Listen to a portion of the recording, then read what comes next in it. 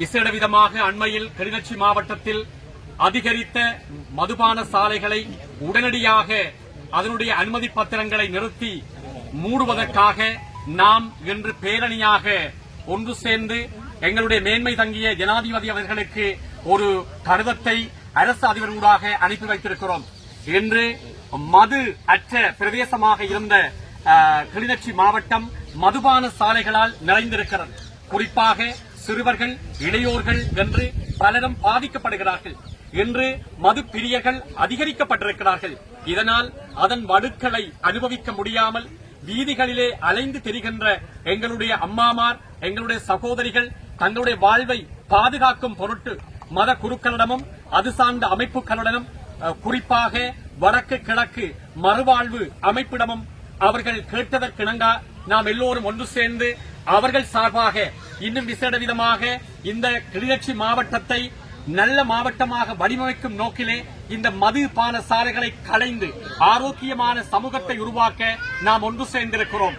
எமது சமூகம் ஒரு வாழும் பொழுது ஒரு மக்களுடைய ஒரு இன்னல் இல்லாம ஒரு செயலின் மூலமாக ஒரு மனிதன் கஷ்டப்படாம ஒரு குடும்பமாக இருக்கலாம், ஒரு ஊராக இருக்கலாம், யாராக இருந்தாலும் ஒரு குடிபானத்தின் மூலமாக மதுபானத்தின் மூலமாக யார் கஷ்டப்படாமல் வாழ வேண்டும் என்ற நோக்கத்துக்காக வேண்டி நாம் அனைவரையும் சந்தித்து மாவட்டத்தில் உள்ள பெரியவர்கள் இன்னும் ஜனாதிபதி போன்ற நாங்கள் எல்லாத்துக்கும் கோரிக்கை கடிதங்களை நாங்கள் வழங்கி இருக்கின்றோம். இது இன்று நிறைவேற்றுகின்றது. இதுக்கான சரியான நடவடிக்கைகள், சரியான செயற்பாடுகளை இந்த அரசாங்கம் முன்னெடுக்காவிட்டால் நாங்கள் தொடர்ச்சியாக எங்களுடைய அமைதி வழி போராட்டம் வெவ்வேறு விதமான போராட்டங்களாக மாறக்கூடிய சூழ்நிலையை இந்த அரசாங்கம் எங்களுக்கு ஏற்படுத்தக்கூடாது. இது எங்களுடைய வாழ்வாதார பிரச்சனை என்று நாங்கள் யுத்தத்திலே பாதிக்கப்பட்டு மெல்ல மெல்ல மீள்குடியேறப்பட்டு மெல்ல மெல்ல பொருளாதாரத்திலே நாங்கள் வளர்ந்து கொண்டு வருகின்ற நேரத்திலே இன்று பாடசாலை மாணவர்கள் கூட மதுபானங்களை இலகுவாக பெற்றுக் கொள்ளக்கூடிய ஒரு சூழ்நிலை ஏற்படுகின்றது. அண்மையில் கூட கிளிநொச்சியில் ஒரு 16 வயது மகன் தாயை கொன்ற சம்பவம் கூட இந்த அதிகரித்த மதுபான சாலைகளுக்கு பின்னர் தான் ஏற்பட்டுகின்றது. ஆகவே இதை பொறுப்புணர்ந்தவர்களாக இன்று நாங்கள் நன்றி சொல்லக்கூடியவர்கள் எங்களுடைய மத குருமார்கள் இருக்கின்றார்கள். அவர்கள்தான் முதலாவதாக இந்த போராட்டத்தை முன்னின்று செயற்படுத்திக் கொண்டிருக்கின்றார்கள். அவர்களுக்கு எங்களது மனமார்ந்த நன்றிகள். தொடர்ச்சியாக எங்களது கிராமங்களையும் எங்களது மக்களையும் நீங்கள் நல்வழிப்படுத்த வேண்டும். நாங்கள் ஒரு மதுபோதையற்ற தேசத்தை நோக்கி நாங்கள் நகர வேண்டும்.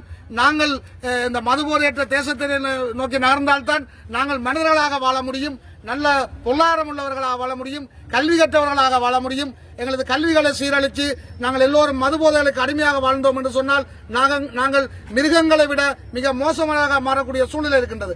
ஆகவே இன்று அம்மாமார் தான் வந்திருக்கின்றார்கள். அவர்களுக்குத்தான் இதனுடைய வலி வேதனை தெரியும்.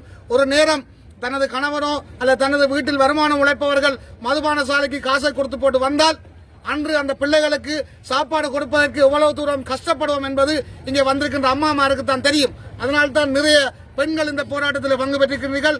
ஏனென்று சொன்னால் இந்த மதுபான சாலைகளால் உடனடியான தாக்கத்தை உணர்வது பெண்கள் தான்.